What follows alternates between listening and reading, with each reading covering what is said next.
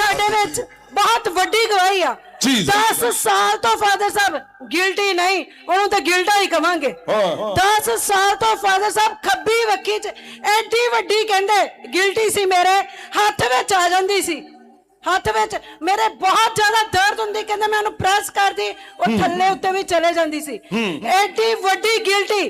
ਜਦੋਂ ਫਾਦਰ ਸਾਹਿਬ 19 ਫਰਵਰੀ ਨੂੰ ਵੀਰਵਾਰ ਮੀਟਿੰਗ ਹੋਈ, ਤੁਸੀਂ ਗਿਲਟੀਆਂ ਨੂੰ ਡਾਂਟਿਆ ਫਾਦਰ ਸਾਹਿਬ, ਤੇ ਕਹਿੰਦੇ ਮੈਨੂੰ ਘਰ ਜਾਂਦਿਆਂ ਹੀ ਬਲੀਡਿੰਗ ਸ਼ੁਰੂ ਹੋ ਗਈ, ਉਹ ਗਿਲਟੀ ਫਟ ਗਈ ਫਾਦਰ ਸਾਹਿਬ। ਉਹ ਗਿਲਟੀ ਜੋ ਏਦਾਂ ਹੀ ਜਿੱਦਾਂ ਸੜੀ ਹੋਈ ਸੁਬਾਹ ਬਾਹਰ ਨਿਕਲਦੀ ਹੈ ਫਾਦਰ ਸਾਹਿਬ, ਬਲੱਡ ਨਹੀਂ ਆਇਆ, ਕਹਿੰਦੇ ਮੈਨੂੰ ਮੇਰੇ ਅੰਦਰੋਂ ਇੰਜ ਨਿਕਲਿਆ ਜਿੱਦਾਂ ਸੁਬਾਹ ਸੜੀ ਹੋਈ ਬਾਹਰ ਨਿਕਲਦੀ ਹੈ। 3 ਦਿਨ लगातार फादर साहब ब्लीडिंग होती रही और गिल्टी पूरी तरह गायब, आजाद हो चुके।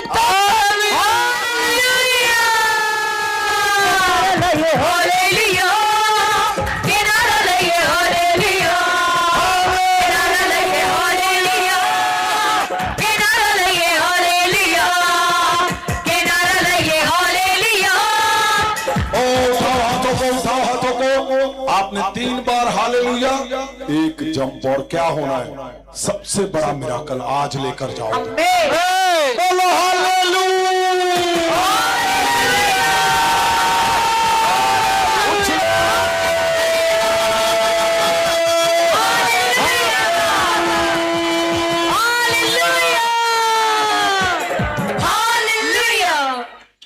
क्या नाम है आपका? कित्थों आए तुसीं? संत जी जैमसी दी। की नाम है तुहाडा? मेरा नाम मरीको है। कित्थों आए तुसीं? अई जनाले तो पखे पिंड साडा। अच्छा, गिल्टी किड्डी सी? एडी एडी सारी सी। किड्डी? एडी सारी। ऊपर करो हाथ, ऊपर थोड़ा नीचे नीचे नीचे करो हाथ। किड्डी सी गिल्टी? एडी सारी। ते जदों मैं इतना भी ज्यादा कई वेल हस लेनी है तो वक्खी च तां चढ़ जांदी। अच्छा, तां चढ़ जांदी ते फिर कई वेल इतना टेढ़ी। इधर इधर दसो इदा आ दोना चो चुनो। किड्डी सी? इन्ना च ऊपर ही है, ऊपर ही सी। फादर साहब कहंदे इन्ना तो भी ऊपर सी, इस तो भी वड्डी। आ फड़ो फड़ो फड़ो, ये छोटा ऊपर करो, ऊपर। ये छोटा और डी साइज। ओ जीसस। हां जी, इस तो भी वड्डी। हां जी। ड्रैगन फ्रूट वर्गी लगदा। गिल्टी ਜਦੋਂ ਇਤਰਾ ਅੰਦਰ ਫਟੀ ਤੇ ਇਤਰਾ ਹੋਇਆ ਕਿ ਜਿੱਦਾਂ ਮੇਰੇ ਸਿਰ ਨੂੰ ਚੱਕਰ ਤੇ ਜਿਤਨਾ ਕੁਛ ਅੰਦਰੋਂ ਨਿਕਲ ਕੇ ਬਾਹਰ ਨਿਕਲਦਾ ਨਾ, ਸਿਰ ਰਾਹੀਂ ਮੂੰਹ ਰਾਹੀਂ ਵੀ, ਤੇ ਮੈਂ ਕਦਮ ਘਬਰਾ ਗਈ ਤੇ ਬਾਜ਼ਾਰ ਚੱਲੇ ਤੇ ਮੈਂ ਕਿਹਾ ਵੀ 2 ਮਿੰਟ ਰੁਕ ਜਾਓ, ਪਤਾ ਨਹੀਂ ਮੈਨੂੰ ਕੀ ਹੋਣ ਲੱਗਾ। ਹਾਂ, ਕਿ ਜਦੋਂ ਡੇਗੀ ਪੈਣ ਲੱਗੀ ਆ ਰਸੋਈ ਚ ਤਾਂ ਫੁਲਕੇ ਬਣਾਉਣ ਡਈ ਆ ਤੇ ਬਣਾਉਂਦੀ ਬਣਾਉਂਦੀ ਉੱਥੇ ਹੀ ਬਹਿ ਹੀ ਗਈ ਮੈਂ। ਹਾਂ, ਤੇ ਆਂਦੇ ਵੀ ਤੂੰ ਇੱਕਦਮ ਵੀ ਇੰਨਾ ਸਪੀਡ ਨਾਲ ਜਾਣ ਡਈ ਚਰਚ ਤੇ ਅਜੇ ਵੀ ਤੇਰੇ ਵਿੱਚ ਕੁਝ ਹੈਗਾ। ਅੱਛਾ, ਹਾਂਜੀ ਤੁਹਾਡੇ ਹਸਬੰਡ ਕਹਿ ਰਹੇ? ਹਾਂਜੀ ਅੱਛਾ, ਉਹ ਕਹਿੰਦੇ ਕਿ ਤੂੰ ਇੰਨਾ ਚਿਰ ਚਰਚ ਜਾਂਦੀ ਆ, ਹਾਲੇ ਵੀ ਤੈਨੂੰ ਲੱਗਦਾ ਤੇਰੇ 'ਚ ਕੁਝ ਹੈਗਾ? ਹਾਂਜੀ। ਅੱਛਾ, ਤੇ ਇੱਕਦਮ ਗੁੱਸਾ ਵੀ ਮੈਨੂੰ ਬੜਾ ਆਉਂਦਾ ਹੁੰਦਾ ਸੀ, ਤੇ ਪਰ ਫਿਰ ਆਪਣੇ ਕੰਟਰੋਲ ਕਰ ਜਾਂਦੀ ਹਾਂ। ਤੇ ਜਦੋਂ ਗੁੱਸਾ ਹੀ ਤਾਂ ਸਾਰਿਆਂ 'ਚ ਭਰਿਆ ਵਾ, ਉਹੀ ਕੰਟਰੋਲ ਕਰ ਰਹੇ ਇੱਥੇ, ਚਿੰਤਾ ਨਾ ਕਰੋ। ਹੋ ਰਿਹਾ ਕੰਟਰੋਲ ਕਿ ਨਹੀਂ? ਹਾਂਜੀ ਬਿਲਕੁਲ ਹੋ ਗਿਆ। ਗੁੱਸਾ ਸਾਰਾ ਕੱਢ ਕੇ ਨਰਕ ਫੇਂਕ ਸਿੱਟਣਾ ਆਪਾਂ। ਹਾਂਜੀ ਪਰਿਵਾਰਾਂ ਨੂੰ ਮਜ਼ਬੂਤ ਕਰਨਾ, ਹਾਂਜੀ ਔਰ ਹੱਸਦੇ ਖੇਲਦੇ ਯਿਸੂ ਨਾਮ ਦੇ ਵਿੱਚ ਸਦਾ ਆਨੰਦ ਚ ਰਹੋਗੇ ਤੁਸੀਂ।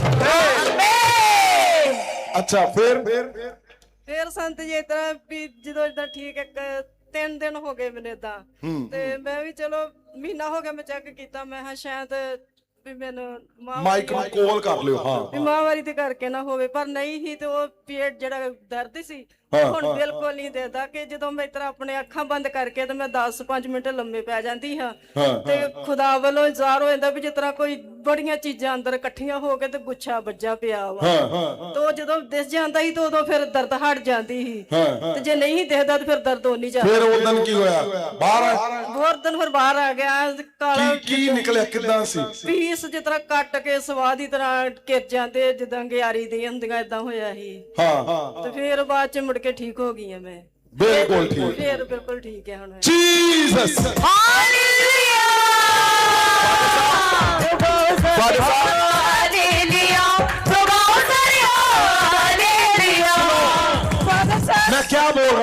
मैं क्या बोलने की कोशिश कर रहा हूं? आपको सिर्फ आपको स्ट्रगल से, मुश्किलों से भरा जीवन नहीं जीना, आपको सिद्ध जीवन जीने के लिए बुलाया गया है। यस ये आसान है कि अंदर गिल्टी है इतनी बड़ी, इस संतरे से भी बड़ी, सोचो, और कोई ऑपरेट नहीं, कुछ नहीं, कैसे बाहर आ गया भाई? जब आप सिद्ध हो जाओगे, हर एक फेलियर, गिल्टियां, रसौलियां, जादू टूने, कैंसर तुम्हें छोड़कर भाग जाएगा। तुम्हारे परिवारों में क्या बोल रही है वो बोल रही है कि मुझे गुस्सा बड़ा आता था, जो गुस्सा आता सी फिर कहते दिवाले उन्हें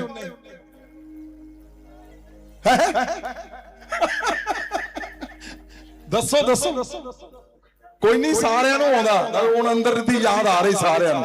गुस्सा कर वाले तो ही होता है। चलो क्या बोल रहा हूं मैं? गुस्सा जो आएगा तो क्या होना है?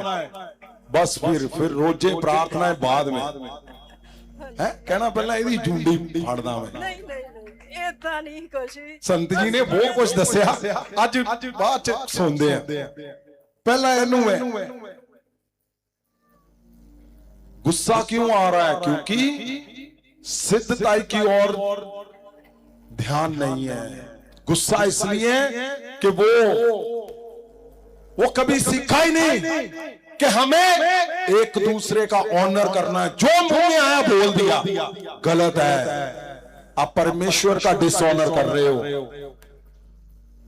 परमेश्वर का डिसऑनर जब होगा तो दुष्ट आत्माएं अटैक करती हैं, फिर बीमारियां आती हैं, फिर भयंकर रोग बन जाते हैं और आप उसी में झूठ जाते हो। कैसे चंगा करो, दवाइयां लूं, गोलियां, डॉक्टर पे डॉक्टर, और क्या हो जाता है?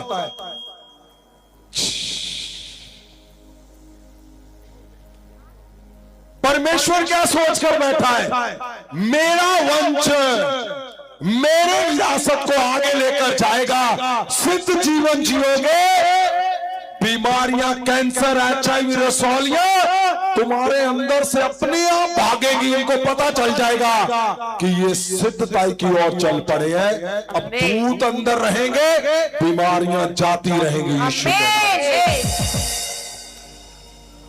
फादर साहब रसौली दे गिल्टी ते निकली इन्हां दे हस्बैंड 42 साल तो फादर साहब शराब दा नशा कर रहे सी।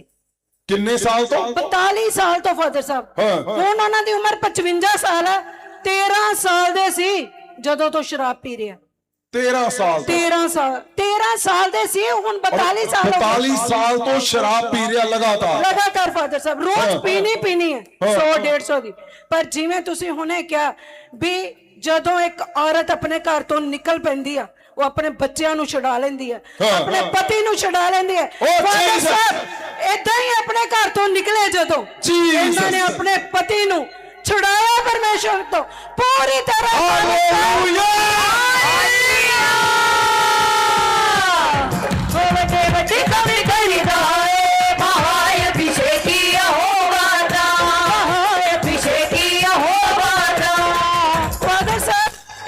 घर मिले 20 अक्तूबर ਨੂੰ ਤੁਸੀਂ ਇਹਨਾਂ ਨੂੰ ਸ਼ਬਦ ਦਿੱਤੇ ਕਿ ਅੱਜ ਤੋਂ ਬਾਅਦ ਤੇਰਾ ਪਤੀ ਸ਼ਰਾਬ ਨਹੀਂ ਪੀਏਗਾ। ਕਹਿੰਦੇ 20 ਅਕਤੂਬਰ ਦੀਵਾਲੀ ਤੋਂ ਬਾਅਦ ਉਹਨੇ ਕੋਈ ਸ਼ਰਾਬ ਨਹੀਂ ਪੀਤੀ। 6 ਮਹੀਨੇ ਹੋ ਗਏ ਉਹ ਪੂਰੀ ਤਰ੍ਹਾਂ ਨਸ਼ੇ ਹਾਲੇਲੂਇਆ अभिषेक आ गया है तुझको छुड़ाने को।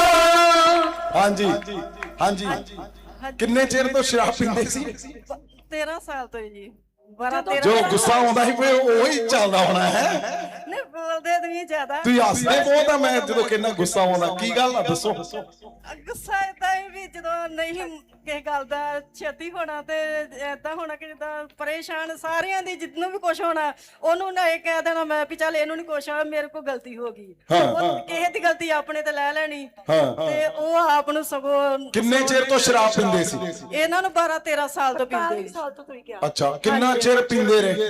ਇਹ ਹੁਣ ਦੀਵਾਲੀ ਤੱਕ ਪੀਤੀ ਤੇ ਜਦੋਂ ਦੀਵਾਲੀੋਂ ਬਾਅਦ ਤੁਹਾਡੇ ਨਾਲ ਮਿਲ ਗਈ। ਕਿੰਨੇ ਸਾਲ ਪੀਤੀ ਸ਼ਰਾਬ? ਇਹ 42 ਸਾਲ ਪੀਤੀ ਜੀ।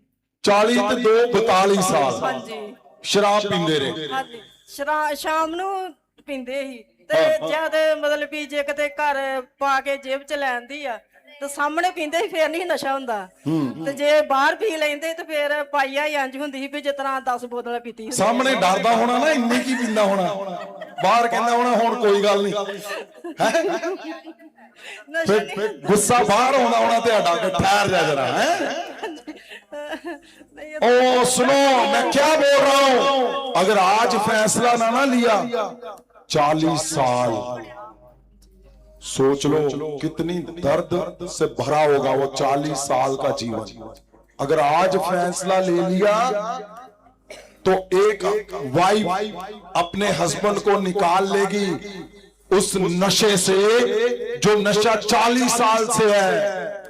आज अगर फैसला ले लिया तो आप अपनी वाइफ को उन दुष्ट आत्माओं से निकाल लोगे। अगर फैसला ले लिया आप अपने माँ बाप को निकाल लोगे उन कर्जों से, बीमारियों से, दुष्ट आत्माओं से। क्यों मसीह को पाकर भी ये सारा कुछ चलता रहता है भाई? मसीह में ये नहीं है। क्यों है चलता? क्योंकि मसीह को तो नाम से हमने सिर्फ पाया है, उसको इसलिए पाया कि एक मिरेकल हो जाए, इसलिए पाया कि एक जीवन ठीक हो जाए। मसीह को इसलिए पाना है कि जीवन मसीह जैसा जीना है, उसके लिए जीना है। उसने आपको जन्म दिया है इसलिए मसीह में जीना है। फिर क्या होगा? फिर ऐसे होगा कि उसने बोला ना, वो लगातार अपने हस्बैंड को बचाने के लिए वो हर रात यहां प्रार्थना कर रही थी। और क्या हुआ? 40-42 साल से जो नशा था, जो गंदी दुष्ट आत्मा थी, उससे उसको निकाल लिया। फिर उसने यीशु मसीह के नाम से। मसीह आए आपको छुड़ाने के लिए, लेकिन क्यों नहीं छुड़ा पा रहा? क्योंकि जीवन में जब 100 तरह के पंगे होंगे, गालियां भी निकालनी है, गलत भी बोलना है, डिसऑनर भी करना है, वह विचार भी करना है, सारा कुछ उल्टा करना है, और फिर बोलना है हमें 4 साल हो गए मसीह में। नहीं, 4 मिनट में जिसको तुम मिलोगे, जब मसीह में सही में चलोगे, 4 सेकंड में तुम सारी हर एक दुष्ट आत्मा को निकाल के लोगों को फ्री कर दोगे यीशु मसीह के नाम में। तुम्हें ऐसे बनना है। क्या ऐसा बनना चाहते हो कि नहीं? यस। मैं क्यों पूछ रहा हूं? क्योंकि अब आपने ऐसा ही जीवन जीना है। आप हैरान होने वाले हो। आज तुम जैसे ही यहां से निकलोगे, मिरेकल होंगे तुम्हारे जीवन से यीशु।